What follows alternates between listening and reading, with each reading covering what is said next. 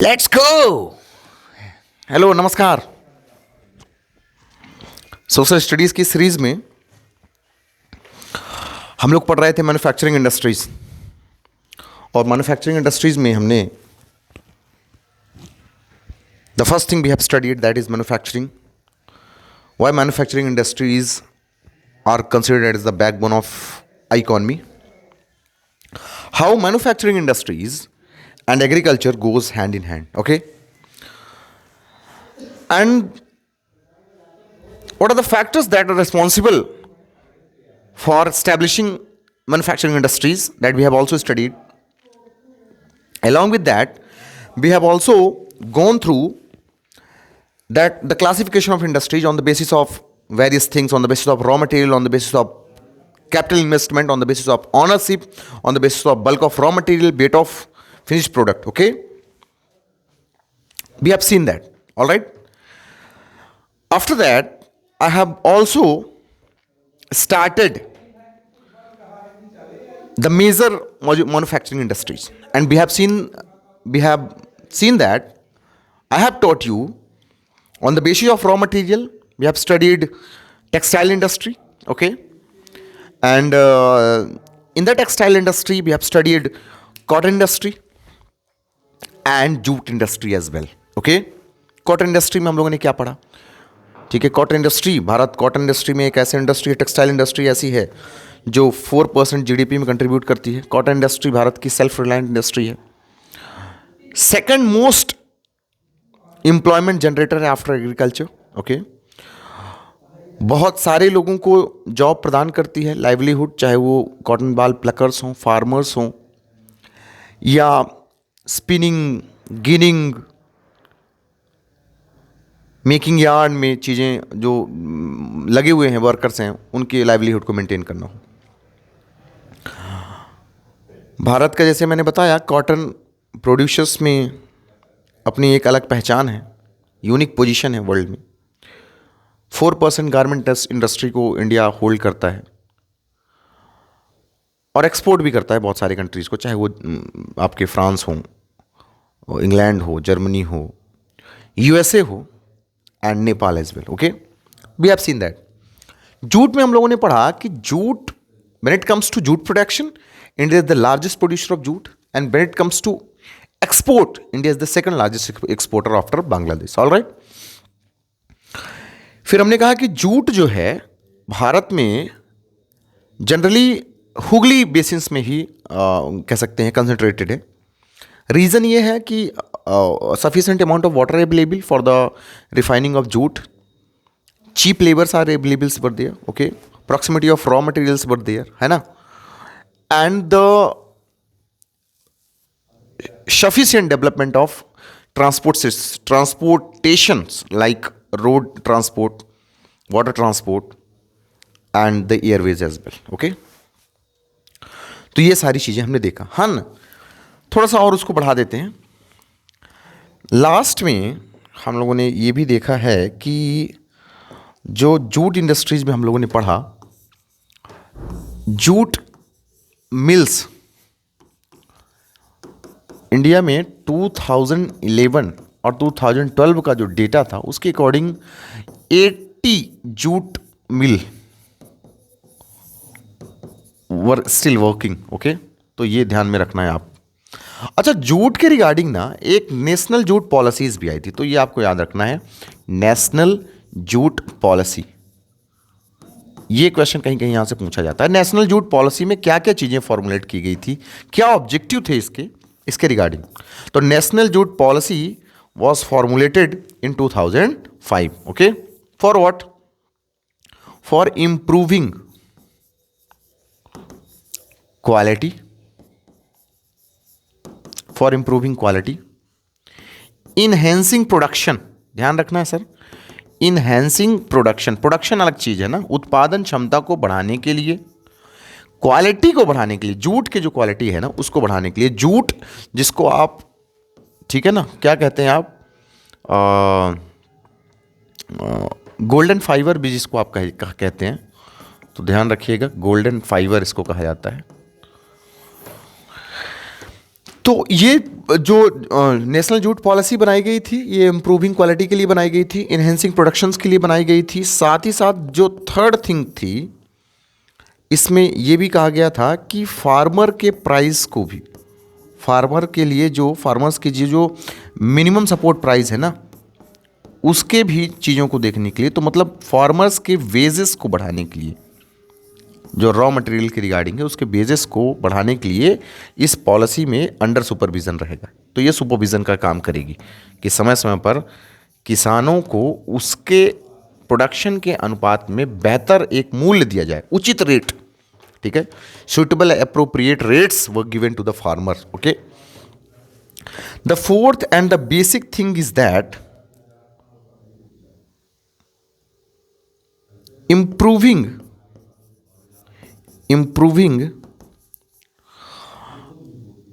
yielding पर hectare. एक hectare में पहले कितना प्रोडक्शन होता था और उसको मद्देनज़र रखते हुए पर हेक्टेयर में चीज़ों को कैसे इम्प्रूव करना है या प्रोडक्शंस को कैसे बढ़ाना है रिगार्डिंग जूट पॉलिसीज़, उसके लिए ये आपकी जूट पॉलिसीज़ बनाई गई 2005 में, नेशनल जूट पॉलिसी। तो इन सारी चीज़ों को देखा गया है ना। तो ये हुआ कि when it comes to on the manufacturing industries on the basis of raw material, तो हम लोगों ने पढ़ा टेक्सटाइल इंडस्ट्री के बारे में, जो दोनों चीज़ें कवर करती हैं आपकी, cotton industries and the jute industries. Now the third industry which comes in the on the basis of raw material, that is sugar industry.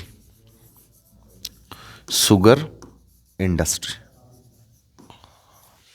अब थोड़ा सा मजा आएगा इसमें, थोड़ा सा समझने का प्रयास करिएगा। ओके, सबसे पहले मैं बता दूं, second largest producer of sugar. तो फिर फर्स्ट क्या है? फर्स्ट है आपका क्यूबा साहब वही है जो आपने देखा है, you have seen the north America continent. Okay, USA के मैक्सिको के नीचे जब आप जाएंगे तो यूएसए का आर्क राइवल अगर कोई है तो क्यूबा है, और क्यूबा में अभी भी कह सकते हैं डिक्टेटरशिप सिनेरियोज हैं। लेकिन क्यूबा, जब शुगर प्रोडक्शन की बात करेंगे तो Cuba is known as the sugar bowl. Okay, second largest producer of sugar, but in the production of jaggery हो गए एंड खंडसारी। जैगरी और खंडसारी में भारत फर्स्ट में है, फर्स्ट। ओके, अब ये जनरली कॉन्सेप्ट उभर के आया है कि 60% जो शुगर मिल्स हैं, तो ये जनरली कंसंट्रेटेड कहाँ पर हैं आपकी? उत्तर प्रदेश में and some part of Bihar, 60% mills. तो जब उत्तर प्रदेश और बिहार की बात करेंगे साहब, तो ये नॉर्दर्न रीजन में आते हैं ना। ओके, नॉर्दर्न रीजन में आते हैं, यहाँ उत्तर प्रदेश आपको देखने को मिलता है, फिर यहीं आपको बिहार भी देखने को मिलता है ना। लेकिन the trends over the recent year, the trends have been changed. अब जो फैक्ट्रीज हैं वो सदर्न रीजन में भी आना स्टार्ट हो गई हैं, है ना, सदर्न रीजन में। और ये जो रीजन आता है ये वेस्टर्न पार्ट है। तो इंडिया के वेस्टर्न पार्ट में और सदर्न पार्ट में भी फैक्ट्री जो है स्टैब्लिश होना स्टार्ट हुई है। तो ये जो पार्ट आता है ये जनरली आपका महाराष्ट्र का पार्ट है। तो महाराष्ट्र में जो शुगर इंडस्ट्रीज है ये बेसिकली कोऑपरेटिव सेटअप में स्टैब्लिश्ड है। तो कोऑपरेटिव सेक्टर्स में ये काम कर रहे हैं महाराष्ट्र में, इसीलिए ये सर्वाइवल के लिए बेहतर भी है और यहाँ स्मूथली रन हो रही हैं। अच्छा, ध्यान देने वाली बात ये है कि जो महाराष्ट्र में जो शुगर केन पाया जाता है, the sugar cane which found in Maharashtra has a high amount of sucrose. Sucrose मतलब क्या होता है? जिसमें जो सबसे ज़्यादा स्वीटनेस प्रोवाइड करता है ना। सुक्रोज मतलब स्वीटनेस, जिसमें जो स्वीटनेस की क्वांटिटी जो सबसे ज़्यादा हो, तो उसमें तो हाई अमाउंट ऑफ सुक्रोज उस शुगर केन में पाया जाता है जिसका प्रोडक्शन कहाँ होता है? महाराष्ट्र में होता है। ओके, फिर से देख लेते हैं चीज़ों को। Second largest producer of sugar after Cuba, गुड़ और खंडसारी, जैगरी और खंडसारी की बात करेंगे तो फर्स्ट प्रोड्यूसर है। 60% से ज़्यादा जो मिल्स है, more than 60% mills are actually situated in located in UP and Bihar. But over the period that the trends have been changed and the mills have started shifting in western part of India and the southern part of India. Okay. Now, अब बात करते हैं थोड़ा सा समस्याओं के बारे में। समस्याओं की, शुगर जो है, सॉरी, जो आपका ये जो शुगर प्रोडक्शन है, ये लॉन्ग क्रशिंग सीजन फाउंड करता है, लॉन्ग क्रशिंग सीजन।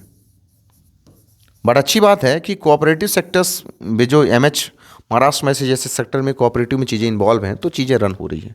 लेकिन ये जो आपकी क्रॉप है ये लॉन्ग क्रशिंग सीजन्स में ही पाया जाता है। इसका मतलब है कि आप जब आप डिसएडवांटेजेस की बात करेंगे, डिसएडवांटेज मतलब ये जो इसके लिए एक खतरनाक जो साइंस है,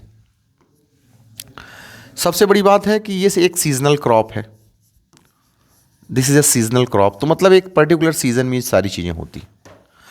इस इंडस्ट्री के लिए खतरनाक चीज़ और है कि दिस इज़ अ ओल्ड, और अभी भी इसमें जो भी मशीनरीज हैं ओल्ड और इनएफिशिएंट मेथड से प्रोडक्शन हो रहा है। Seasonal crop, still the production has been done by the old and inefficient methods. And one more thing, delay in reaching cane to the factories. Factory में गन्ने पहुंचने में देरी भी हो रही है और पेमेंट में भी देरी हो रही है। आप ये समझिएगा कि जब भी आप किसानों से ले लेते हैं पेमेंट, तो उसमें पेमेंट आप लेट क्यों कर रहे हैं, और ये जो लेट होता है इसके कारण कॉन्सिक्वेंसेस ये होते हैं कि farmers are in great depression, and due to because of all this they have started suiciding. Okay, so तो सुसाइडल टेंडेंसीज इनके कारण बढ़ी हुई है। और आपने फार्मर के प्रोटेस्ट को भी देखा है, जो नए नए लॉज आए हैं उसके रिगार्डिंग, तो उसमें ये बेसिकली है आपका, ठीक है, शुगर इंडस्ट्री। तो these are the things which has been included in the sugar industry. all right, ठीक है। सेकंड लार्जेस्ट है प्रोड्यूसर में, फर्स्ट है आपका जैगरी खंड में। 60% जो मिल्स हैं ये आपकी लोकेटेड हैं आपके उसमें यूपी और बिहार में, बट वेस्टर्न और सदर्न पार्ट में भी चीज़ें स्टार्ट हो गई हैं, मिल्स स्टार्ट हो गई हैं। और जो महाराष्ट्र में केन पाया जाता है उसमें हाईएस्ट अमाउंट ऑफ सुक्रोज पाए जाते हैं।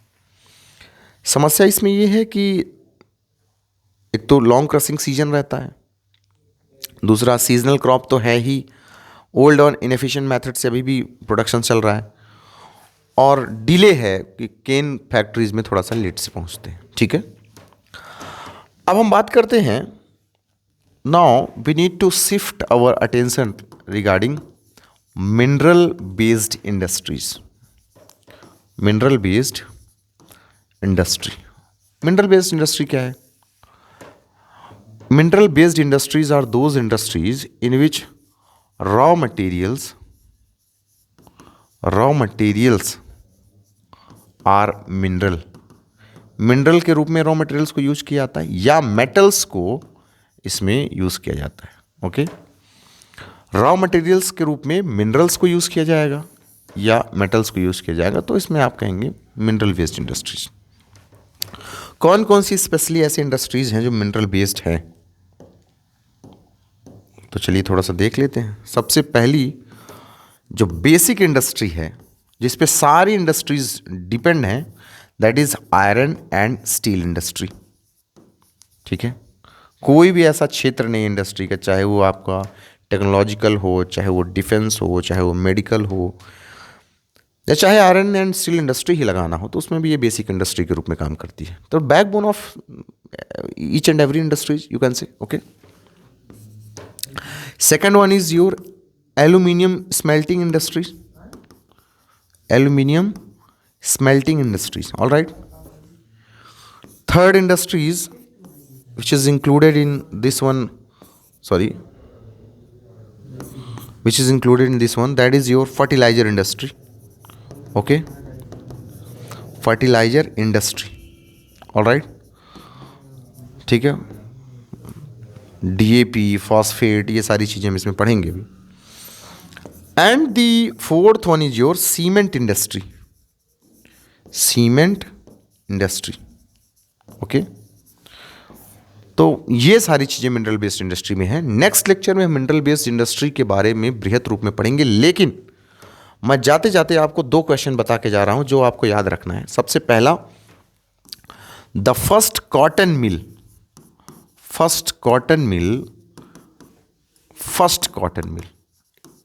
it was established in 1854 where Rishra नहीं, बड़ौच में हुआ था, बॉम्बे प्रेसिडेंसी में. तो ये याद रखिएगा, ठीक है, बॉम्बे प्रेसिडेंसी में. ये क्वेश्चन है आपका. और फर्स्ट जो है आपका जूट मिल, ये इस्टेब्लिश किया गया है आपके रिसरा, वेस्ट बंगाल, रिसरा बंगाल के. तो 2 चीज़ें आपको साहब याद रखना है. ओके, पहला कॉटन मिल 1854 में, कहाँ, बड़ौच बॉम्बे प्रेसिडेंसी में, और दूसरा है आपका first jute mill Rishra Bengal में, है ना. तो ये सारी चीज़ ध्यान में रखिए. अगले लेक्चर में मिलेंगे तो I will try my best to finish the entire thing about mineral waste industries. Okay, तब तक के लिए बाय बाय, सब्बा.